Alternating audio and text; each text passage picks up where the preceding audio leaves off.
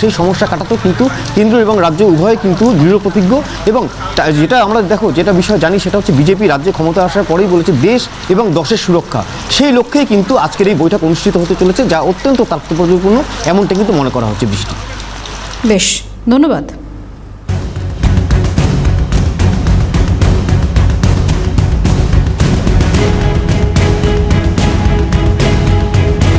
প্রাক্তন বিএসএফ কর্তা সমীর মিত্র আজ সীমান্ত এলাকা পরিদর্শন করবেন।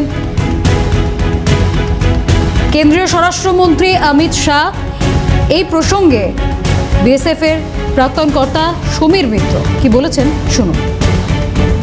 আমরা যদি ফলো করি মাননীয় স্বরাষ্ট্রমন্ত্রী তার রিসেন্ট যে ভিজিটগুলো হচ্ছে, তাহলে দেখা যাবে যে কোট আনকোট তিনি চাইছেন স্মার্ট বর্ডার এবং স্মার্ট বিওপি।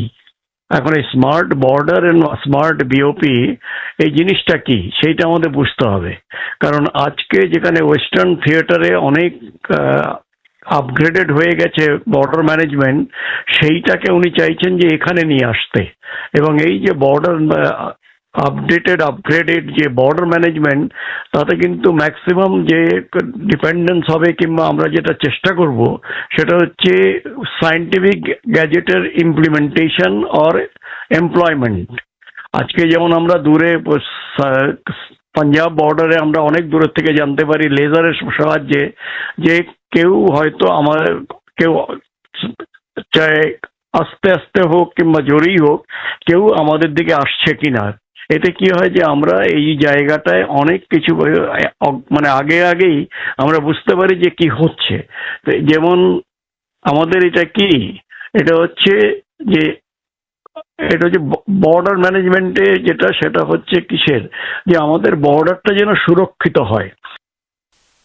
এই প্রসঙ্গে কর্নেল দীপ্তাংশু চৌধুরী তার কি প্রতিক্রিয়া শুনবো। পশ্চিমবাংলার সরকার পরিবর্তনের পর এখন যে সরকার আছে শুভেন্দুবাবুর সরকার, এই আমরা ইতিমধ্যে জানি প্রায় 1024.75 একর জমি অলরেডি বিএসএফকে হস্তান্তর করেছে এবং সেই জায়গায় কাঁটাতার এবং বেড়া দেওয়া শুরু হয়ে গেছে এবং বিভিন্ন জায়গায় প্রায় 172 কিলোমিটার অলরেডি কাঁটাতার দেওয়ার কাজ শুরু হয়েছে, আরও কিছু জায়গায় হবে। বিভিন্ন যে ইন্ট্রুডার্স যারা ইলিগাল ইমিগ্রেন্টস ধরা পড়ছে তাদের পুশব্যাক করা হচ্ছে, তাদের ফিরিয়ে দেওয়া হচ্ছে বাংলাদেশে। এই নিয়ে একটা চাপান্তর বাংলাদেশ এবং ভারতের কিন্তু ইতিমধ্যে আছে। তো ওভারঅল সিনারিও যেটা আমরা দেখছি, ওপর থেকে হয়তো মনে হচ্ছে যে বাংলাদেশ আর ভারতের সম্পর্ক ভালো। হ্যাঁ, আমরা প্রত্যেকেই এই দ্বিপাক্ষিক যে সম্পর্ক সেটা ভালো হওয়ার দিকে এগিয়ে যাওয়ার আমাদের ইচ্ছে থাকলে তো হয় না, কিন্তু সেই জায়গায় জামাতের কার্য অনেক রকম আছে, জঙ্গি সংগঠনের কাজ আছে, সেখানে পাকিস্তানের আইএসআই ফুল ফ্লেজেড তাদের দোকান খুলে বসেছে এবং ভারতে বিশেষ করে পশ্চিমবাংলায় তারা আঘাত করতে চায়। কারণ সেখানে সরকার চেঞ্জ হয়েছে, যে তুষ্টিকরণ হচ্ছিল সেটা আর এখন এখানে নেই। সেই জায়গায় কিন্তু পাকিস্তানের আইএসআই এর পুরো অ্যাডভান্টেজ নিচ্ছে এবং তাদের জঙ্গিদের প্রশিক্ষণ থেকে জঙ্গিদের রিসোর্স দেওয়ার থেকে সমস্ত কাজ হচ্ছে। জলের মাধ্যম দিয়েও কিন্তু আক্রমণ পশ্চিমবাংলার দিকে আসতে পারে, এটা আমি জানিয়ে রাখলাম। তাই সম্পর্ক ওপর থেকে যদিও ভালো, বিএনপি সরকারের সঙ্গে সম্পর্ক ভালো। এখন বিমস্টেক দিল্লিতে একটা আমাদের বিমস্টেক চলছে, যেখানে সমস্ত ন্যাশনাল সিকিউরিটি অ্যাডভাইজার বিভিন্ন এই সাউথ এশিয়ান কান্ট্রি সেখানে আসে।